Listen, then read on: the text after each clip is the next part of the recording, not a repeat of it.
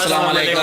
नमस्ते, सत श्री अकाल। उम्मीद करता हूँ फिट होंगे, बेहतरीन होंगे, अपनी लाइफ अच्छे से एंजॉय करोगे। हम तीनों की तरह देवों के देव महादेव एपिसोड 147 पार्ट 1 है। लाइक शेयर सब्सक्राइब कर दें।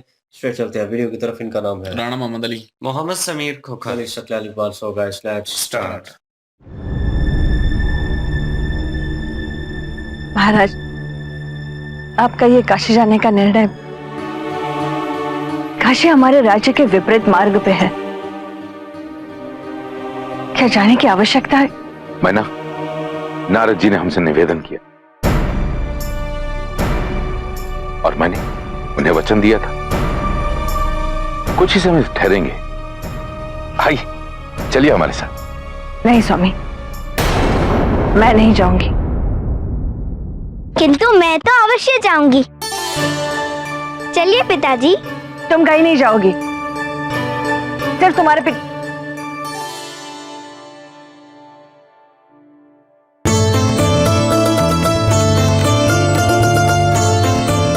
चलो सारथी।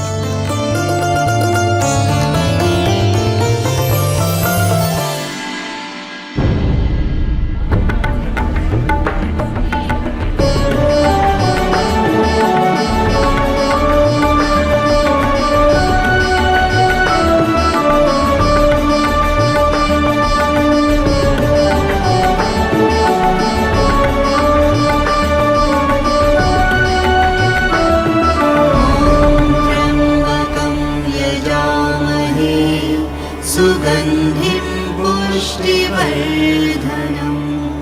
उर्वारुकमिव बन्धना मृत्युर्मोक्षीयमामृता। ॐ त्र्यम्बकं यजामहे सुगन्धिं पुष्टिवर्धनम् उर्वारुकमिव बन्धना प्रजापति दक्ष, माता प्रसूति।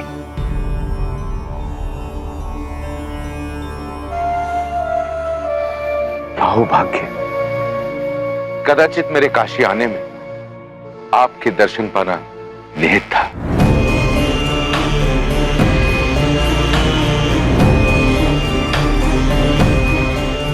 पुत्री, चरण स्पर्श करके आशीर्वाद लो। यही तो संसार के संचालक, हमारी समस्त मानवता के माता पिता। जाओ।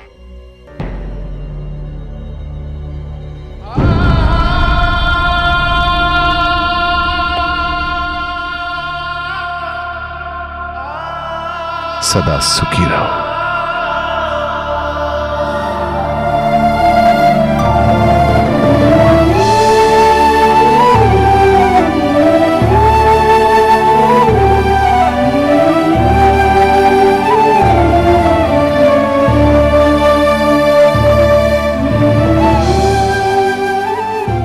सती? नहीं, ये तो मेरी पुत्री है, पार्वती। पार्वती?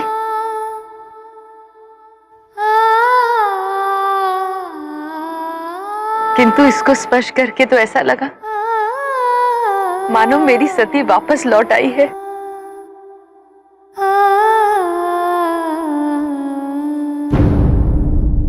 मैं दर्शन हेतु मंदिर में प्रवेश कर लूं? अवश्य। तुम चलो, मैं आता हूं।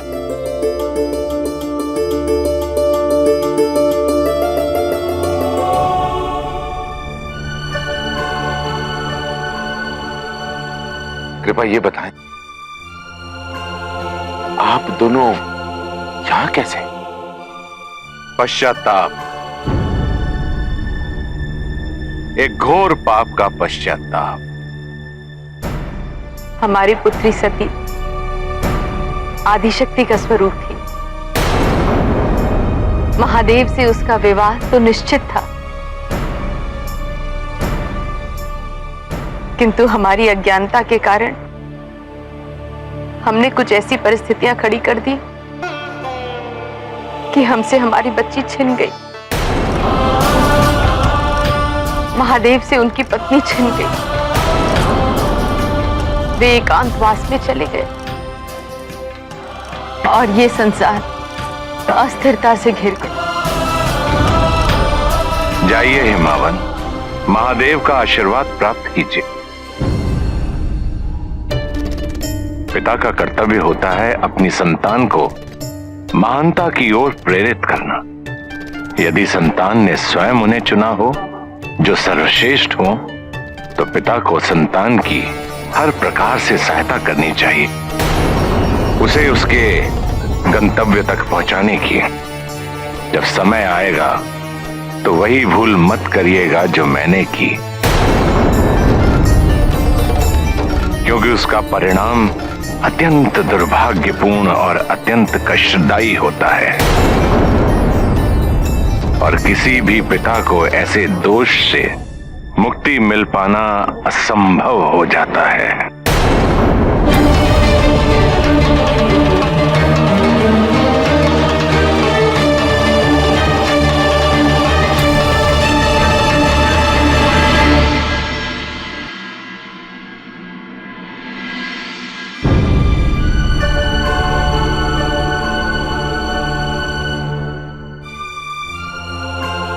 मैना, प्रजापति दक्ष का जीवन खंडित कैसे हुआ? ब्रह्मपुत्र हैं, इस संसार के प्रथम प्रजापति हैं, और उनके सारे पुण्य नष्ट हो गए। सच तो यह है कि जो कुछ उन पर घट रही है, ये उन्हीं के अपराधों का दंड है। प्रजापति दक्ष को सती के लिए हुए निर्णय को इस तरह नकारना नहीं चाहिए था। यदि महादेव से उनकी शत्रुता थी, तो इसमें उनकी पुत्री का क्या दोष?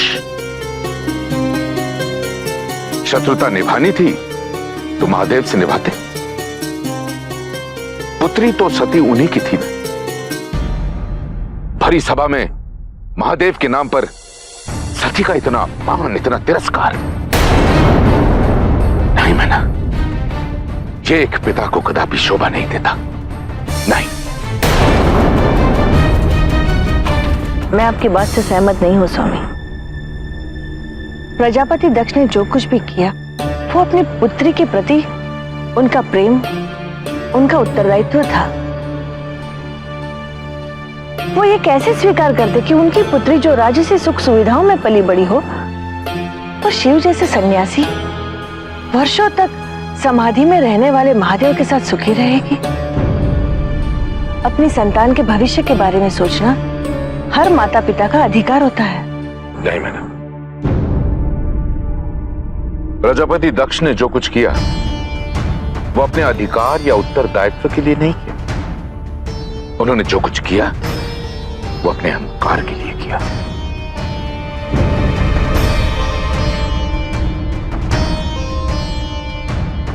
जो भी हो, सती ने अपने माता पिता की इच्छा के विरुद्ध महादेव से विवाह करने का निर्णय नहीं लेना चाहिए था। उसे सोचना चाहिए था कि वो उसके माता पिता हैं। यदि सती समझदारी से कोई भी निर्णय लेती तो आज उसके माता पिता की दुर्दशा ना होती। वो इस संसार में नहीं है। यदि होती तो उसे इस बात का दुख अवश्य होता।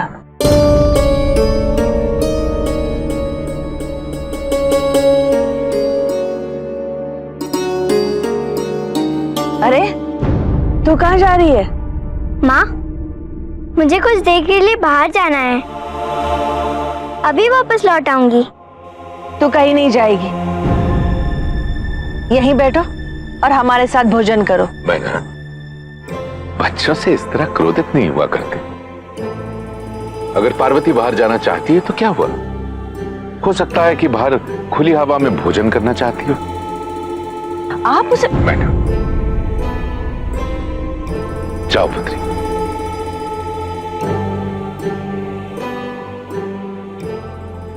आप पार्वती को हर बात की छूट देते हैं। माता पिता को यह कभी नहीं भूलना चाहिए कि बच्चों को अधिक प्रेम देना, उनकी हर बात मानना माता पिता के लिए समस्या भी हो सकती है। मैना, ये उसके स्वतंत्रता के साथ जीने के दिन है। और फिर ये मत भूलिए, ये बालपन पुनः लौट के नहीं आता। अब बस एक रात की तो बात है, और ये न भूलो कि इसी बहाने इतने बड़े तीर्थ नगरी काशी के पार्वती के दर्शन हो गए।